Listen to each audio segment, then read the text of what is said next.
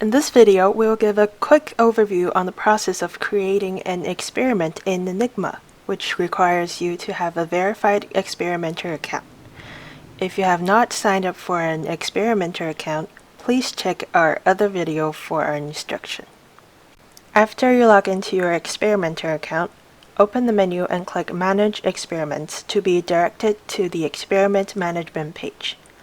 To create an experiment, click the Create New Experiment button at the top of the page, and you will be navigated to a form to complete the basic settings of the new experiment. First of all, you'll be asked to provide the basic information of your new experiment, including its title, keywords, researchers, affiliations, contact email, and research ethics information. Crucially, your title should not be misleading, such as an experiment good for your health. You also have to provide the name of the researchers, their affiliations, as well as the main contact email. You must also provide the most accurate information, since misleading or false information would violate the research ethics guidelines that Enigma follows, and will thus cause your experiments to be removed from Enigma. Even worse, your experimenter account might be banned as well. This is not saying that you cannot create a random experiment just to give it a try, but you need to have correct information before you really activate your experiment in Enigma and make it available to participants. The Research Ethics Information column requires you to provide some proof showing that your experiment has been approved by a Research Ethics Board, such as the number of your Research Ethics application and the name of the Institutional Review Board. You're also encouraged to provide a website linked to your study, which could be your personal academic website or a website of your laboratory. This information will help participants confirm the validity of your experiments. Secondly, you have to set up the target number of participants in your experiment. The number here must correspond to the number you provided in the Research Ethics Information column above. The current limit on the participant number is 1,000. If you need to recruit more than 1,000 participants in your study, please contact us and provide sufficient reasons and proofs, showing that an increase in the number of participants is reasonable and valid. Once the target number has been reached, Enigma will label the experiment as a completed experiment on your Manage Experiments page. Then, you can set up an age threshold based on your research ethics guidelines or your research setting. Since each user on Enigma is required to provide their dates of birth upon registration, Enigma can automatically filter out participants below the age threshold for your experiment. Of course, it is still possible that participants don't provide correct personal information on Enigma, but Enigma always encourages participants to provide the most accurate personal information, and in an online participation context, this setting is one of the best attempts that Enigma can do to protect participants' and experimenters' rights. In addition to protecting participants' rights, we can also help experimenters exclude participants with unusual behaviors in Enigma. If you check FastRT, Enigma will help you exclude participants who have completed an experimental session with an average reaction time of 350 milliseconds or shorter. The short average reaction time below 350 milliseconds suggests that participants may not take an experiment seriously. If you check multiple withdrawals, Enigma will help you exclude those participants who withdraw from experiments and remove their data from 10 experiments or more. Although each participant has rights to remove the data to protect themselves when they consider experiments questionable or harmful, it is possible that this unusual behavior may be intentional, which may interfere with data collection. Finally, no response helps exclude participants who didn't respond to more than 50% of all test trials in an experimental session, which may likewise imply their lack of seriousness when taking part in an experiment. Next, you have to provide the estimated time length of your experiment to allow the participants to understand how long this experiment takes to attend your experiment and thus choose whether to attend it or not. This information should not be calculated based on the length of each single experimental session, but the estimated time required to complete all experimental sessions.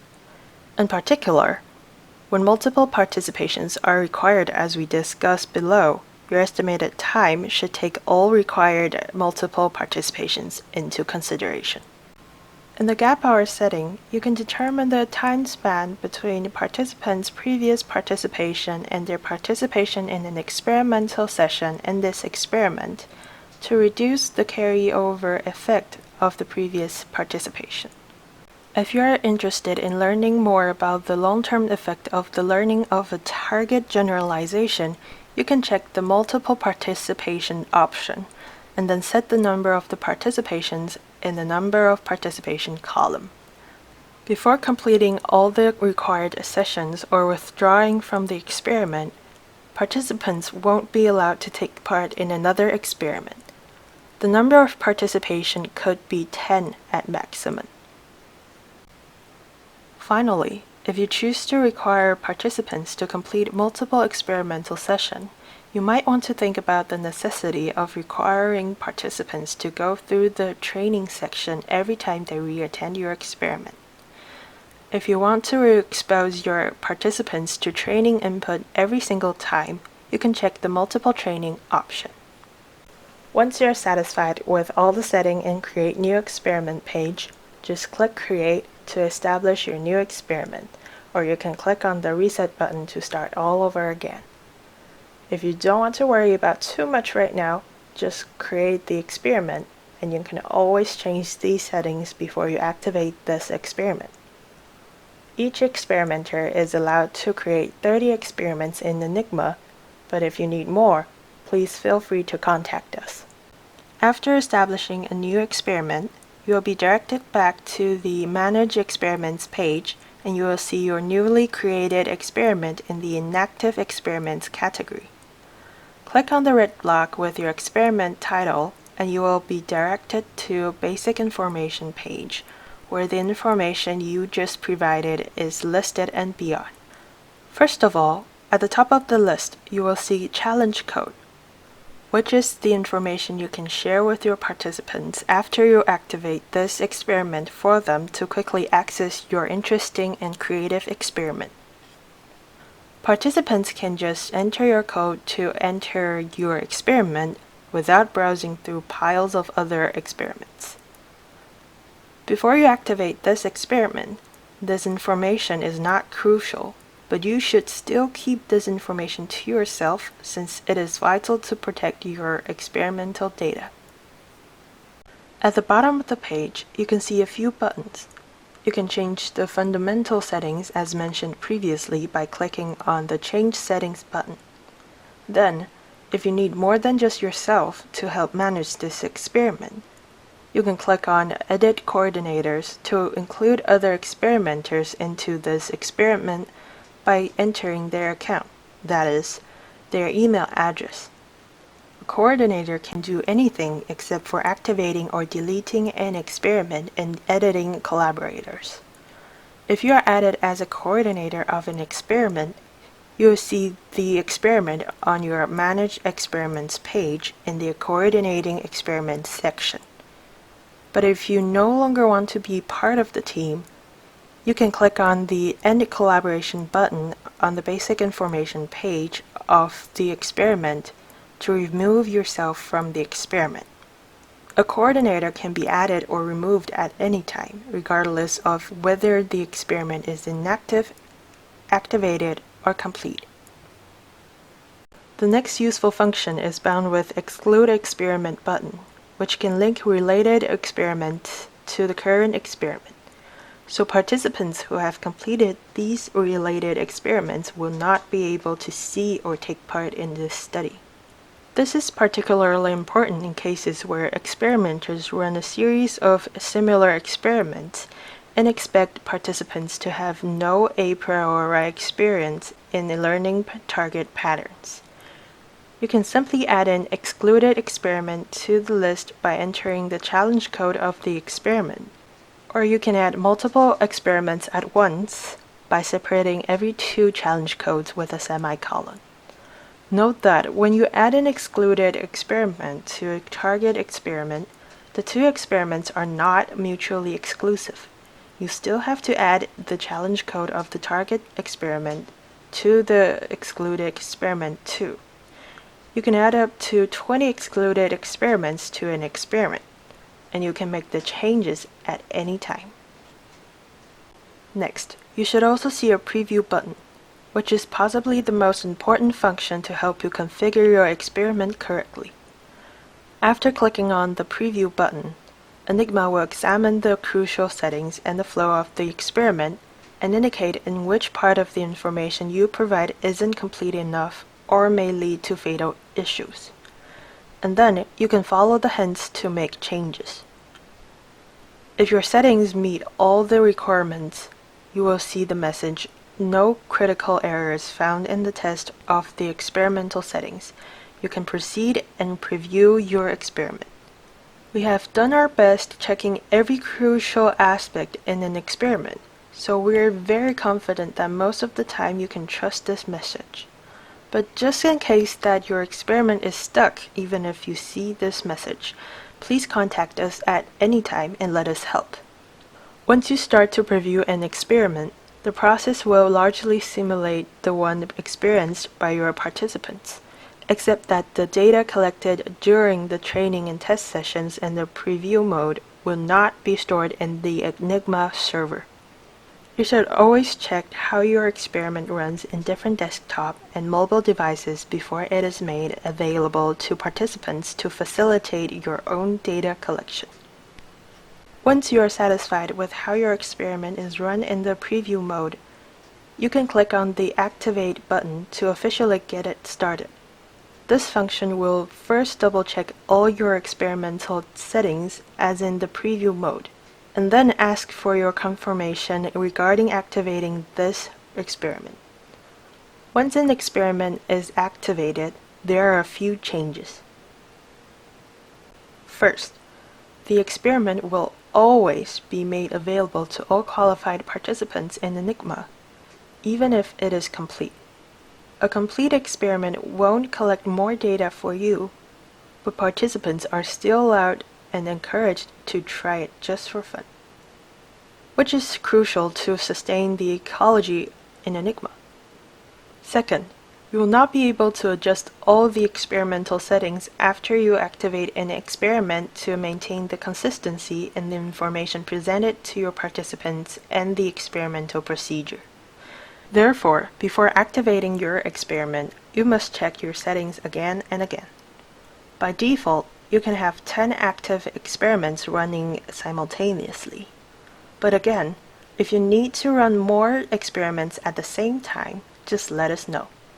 After an experiment is activated, you will see a download button for you to download the data hitherto collected in this experiment.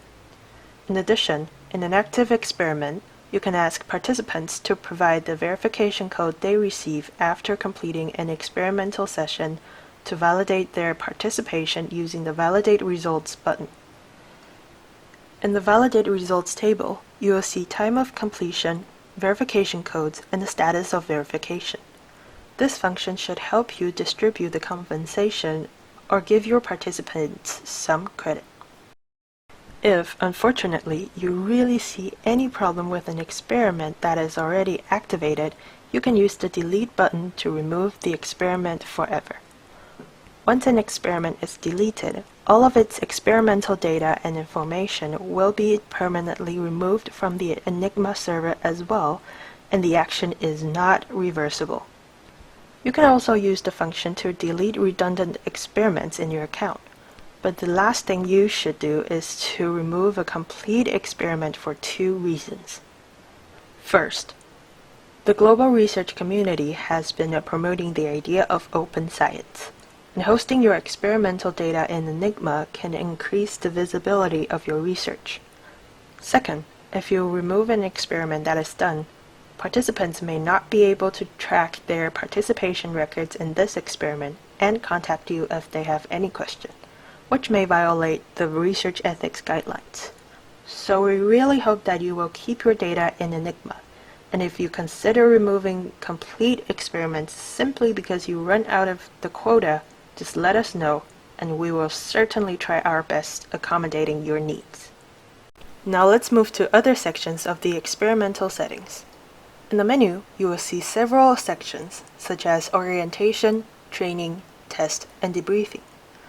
We will focus on orientation and debriefing first, and introduce the design of both training and test phases in another video. In the orientation sections, you need to offer detailed information about your experiments, including a brief description, the consent form, compensation information, training instruction, and test instruction. The information provided in experiment description, consent form, and compensation will be presented at the very beginning of an experimental session to help participants decide whether they want to take part in your study. Once again, it is important to remind you of the necessity of providing accurate, detailed, and ethically approved information. In particular, since active experiments will be open to all participants in Enigma, if your experiment provides some compensation, it is crucial to clearly state whether participants are eligible to receive the compensation. Experiments that fail to meet these criteria will be removed from the list of active experiments. To save the space in the Enigma server, we have limited the length of these texts. But if you need to have more space for your description or consent form, feel free to let us know. You can add the text information in different languages, so participants can understand the details better with their mother tongue or second language. At least, you should provide the information in English to be able to activate an experiment. If you don't offer any non-English information in participants' mother tongue or second language in this section, Enigma will automatically present the English version. The language list only includes some major languages at this time, but suppose that you need to present the information in other languages, we will be happy to add these languages to the list for you. In the experiment description block, you have to describe your experiment in a detailed way. You also need to provide complete instructions on training and test sections to inform participants of experiment procedures and what they are expected to do in the two phases. In the consent form block, you must provide a consent form where participants' rights and responsibilities are well stated to validate your experiment.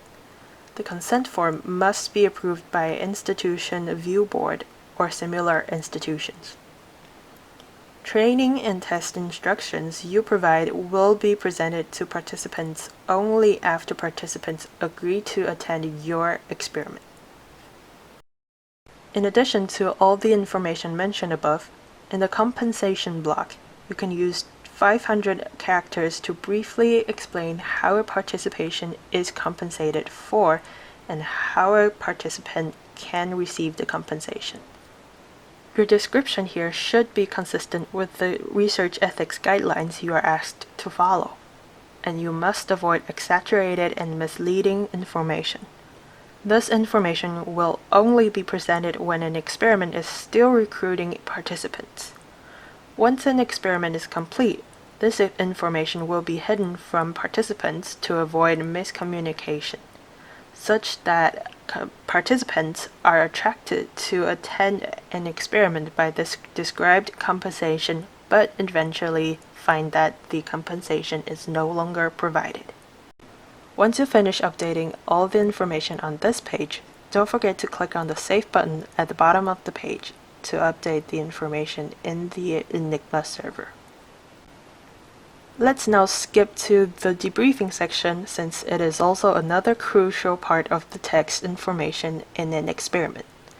Here, you are also responsible for providing detailed information about the purposes and goals of your experiment in accord with research ethics guidelines. What you provide here will be presented to participants after they complete all test sessions normally. If your experiments require multiple tests, the debriefing information will be presented to participants after they complete the last required test session. In addition to the text information, you can also choose to include a link to some online survey for participants to share their experience in your experiment, as in retrospective verbal reports adopted by many previous studies. Just like in the orientation section, you can choose to provide your debriefing information in multiple languages, and you must provide this information in English to activate an experiment. An experiment is recommended to participants whose native language or second language is not English only when you provide all the information in the orientation and debriefing section in another language. For example, only when you provide orientation and debriefing information in Mandarin Chinese, the experiment will be recommended to participants whose native language or second language is reported to be Mandarin Chinese. But put differently, if you miss any part of the information in the target language, the experiment will not be displayed in the list of recommended experiments for those who speak this target language. Now, we hope you have some general ideas about configuring basic experimental settings and provide crucial text information for an experiment. I guess you can't wait to learn more about the core experimental designs, right? Let's move on.